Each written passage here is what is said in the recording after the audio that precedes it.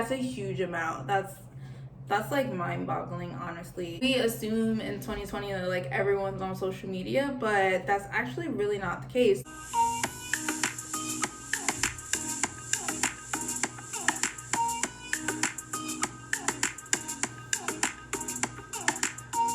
And welcome back to the channel. I'm very excited today because I'm introducing a new series to my channel called Let's Talk. This is the first episode.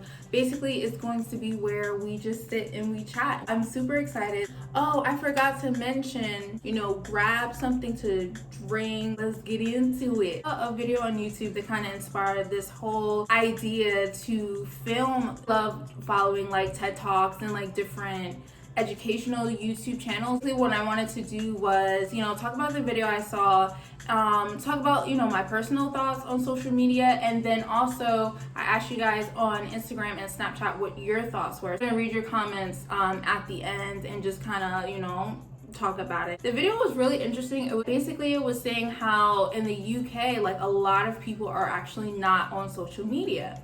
So I'll read a couple stats from the video. 36% of the UK population is not active on social media. Like that's a really huge percentage. And I was just like, we assume in 2020 that like everyone's on social media, but that's actually really not the case. So the video was talking to they called it the antisocial, but basically it's the people that do not use social media. Some were saying they just want to be present, which I feel the same way too. This one guy, he noticed he doesn't use social media, and he said when he's on the bus, like everyone's like either like on their phones with their heads down, or they're like taking selfies and they're not noticing like, oh, the beautiful bright sunny day that's outside. The other stat was 63% of the global population is not active on social media. So 63% would be 4.8 billion people do not use social media. That's a huge amount. That's like mind-boggling, honestly. And it kind of makes me like wonder like, how are the lives of those 4.8 billion that have no social media at all? Do they feel happier? Do they have less depression? Or, do they feel kind of lonely? You know what I mean? My personal concerns, if you've already developed social skills like in the real world, how to communicate in a real life setting, and you've developed those skills, then okay. But my thing is like when these kids, they grow up on social media, but then they don't know how to socialize with adults. They don't know how to respect their elders, or they don't know how to communicate with someone older than them. They can only talk to their peers. To me, that's a problem. To me, if you don't know how to conduct yourself like in a work setting, if you're going on an interview, like social skills are more important than how many likes you get online, in my opinion. Obviously, when it comes to like bullying online, social media, and that aspect, obviously that's a terrible thing. When people commit suicide and things like based off of hurtful comments and hurtful posts or viral things being sent about them online, I think that that's a terrible thing.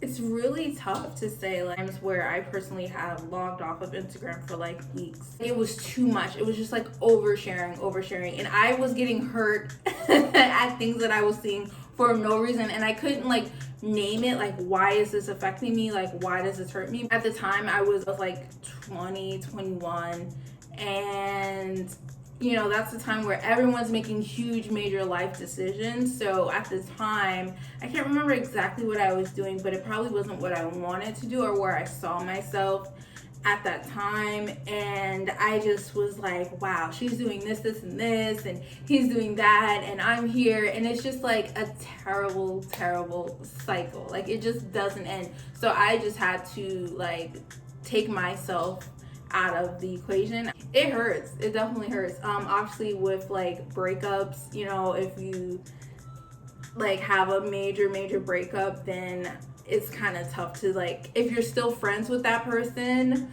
online, it's like, oh. Whenever you feel like what you're seeing isn't building you up, it's bringing you down, that's when you should take a break. I'm a firm believer in taking breaks from social media. I remember back when I only had a Facebook, this was like back in high school, I remember I would deactivate that thing so many times because I was like, I can't do this, I don't want social media anymore. This is, well, at the time it wasn't even called social media, it was just like Facebook.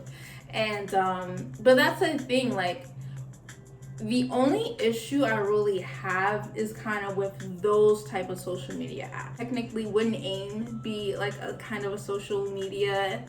It wasn't an app, but it was like, what was it? A chat room? What was AIM? I don't know. I just know it was popping. Okay, it was popping, and I never felt bad using AIM. Like, I never got depressed using AIM. I literally was just on there to chat with my friends, see what the wave was, see where we were going, like, you know, catch up on their day.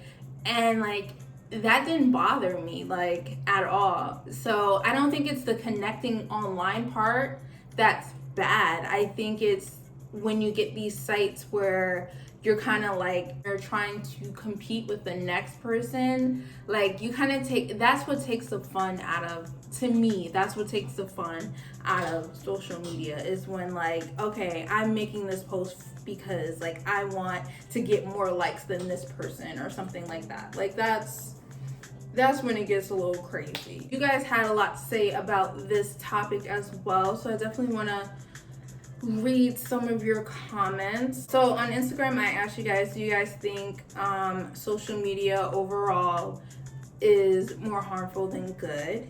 And this is what you guys said. So the first comment was, no, it just depends on how the person runs it from the beginning, which I agree, but then it's like, you know, in the beginning it's all great, you know what I mean? Like, in the beginning you're just happy to be online and see your friends, but then it's like, you get sucked down that hole where, like, you know, they're trying to get followers and things like that. But you know, another person said, yeah, it does, I've seen more negative effects. Yeah, it definitely can take a toll on some people. This one was pretty funny. It says definitely it's does more harmful than good. People are ready to jump into or out of whatever because of a pic or a 30-second clip. That is too funny. Yeah, I can relate. I feel like there's definitely some things I've purchased because I saw something online. Yeah, definitely agree. But I mean, to a degree though, because like, some, like, you can sift through it, you know, when something's like nonsense, like, you can kind of sift through it. And then I think that goes back to, again, like, the skills that you develop while you're young, like, that's why I think you should wait a while before you get on social media, because again, like I said earlier, you want to develop like actual real life social skills before kind of discern, you know, what's right and what's wrong. I don't think you would necessarily like do whatever you see someone doing online, hopefully, or purchase whatever you see just because, like, oh, this person says it works, you know what I mean? Another good comment, it says, like everything else, good intentions with no restraints leads to overall disaster. That's deep. That's really deep. Yeah, I definitely think there should be restraints for social media. Definitely like how long you're on social media, you know, if you're on all day. Thankfully now, like, our smartphones, they can track, like, you know, okay, you've been on social media this many hours, or you've had this much screen time. You have to just like take a break from it entirely, because, you know, I think what's up here matters the most. So if social media is draining you, or if it's causing you to make bad decisions, or, you know, if it's giving you depression, if it's, you know, making you hang out with like the wrong crowd or something, like whatever, you have to like really take a step back. Ask a friend to help you. Ask your friend, like, do you think I'm obsessed with social media? Ask someone for help. It's hard to break free from habits, you know what I mean? And that happens with social media too. One comment is, it has both pros and cons, but for me the pros outweigh the cons. I've met wonderful people. That's nice that you've met like really cool people through online. I'm trying to think, have I met people online first and then met them in real life? For the most part,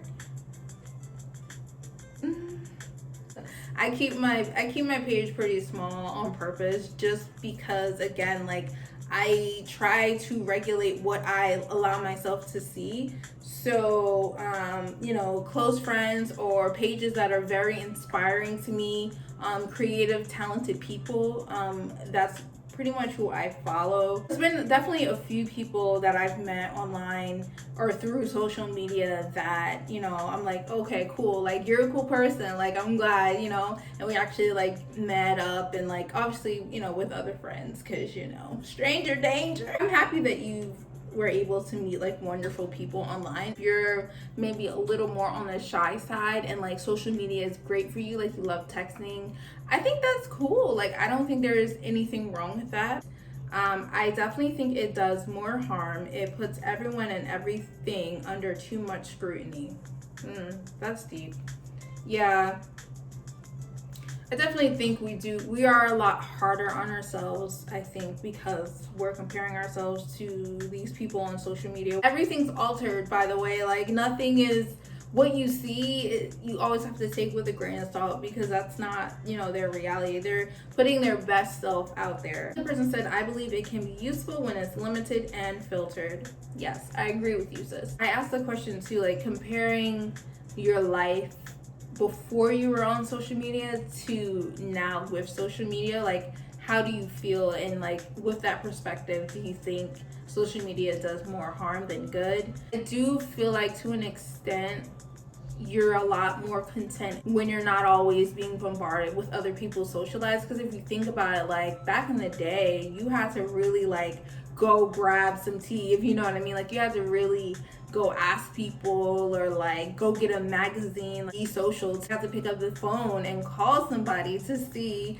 how they were doing, versus just assuming that they're okay because of what you see them post online. Because even if someone looks like that, they're having the best time of their life online, that may not be the case either. On the flip side, like, let's say we didn't have any form of social media and then this whole 2020 happened, I don't know how I would have got through without like being able to see my friends and family using, my device. I don't know how I would have got through, like, just telephone calls. Like, I don't know. That just seems so sad. Like, it's already sad with, all our devices and being able to video call and video chat, but imagine like not having that would be really, really sad. On the same page as everyone else, I think that social media can do a lot of harm,